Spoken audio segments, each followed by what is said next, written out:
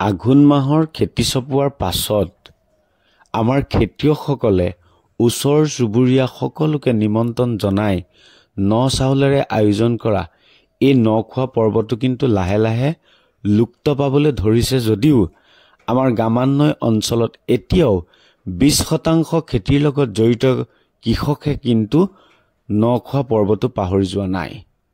যোৱা নিশা মাহীহঁতৰ পৰিয়ালৰ সকলোৱে মিলি আয়োজন কৰা এই ন খোৱা পৰ্বটো থাকি তৃপ্তিৰে এসাঁজ খাই সঁচাকৈ বৰ আনন্দিত হলো। মহাৰ হাতৰ জুতিৰে বেলেগ, কোমোৰাৰ লগত মাছ, এখন মিক্স চব্জি, সালাড, ভাত, দালি, সঁচাকৈ কলপাতত একেলগে বহি খোৱা জুতি কিন্তু সুকীয়া। আচলতে ভিডিঅ'টো খুব দীঘলীয়া কৰিব নোৱাৰিলোঁ, তথাপিতো যিমানখিনি পাৰোঁ ভিডিঅ'টো কৰিলোঁ। ভাল লাগিলে আপোনালোকে লাইক, শ্বেয়াৰ আৰু কমেণ্ট এটা কৰি দিব। ধন্যবাদ।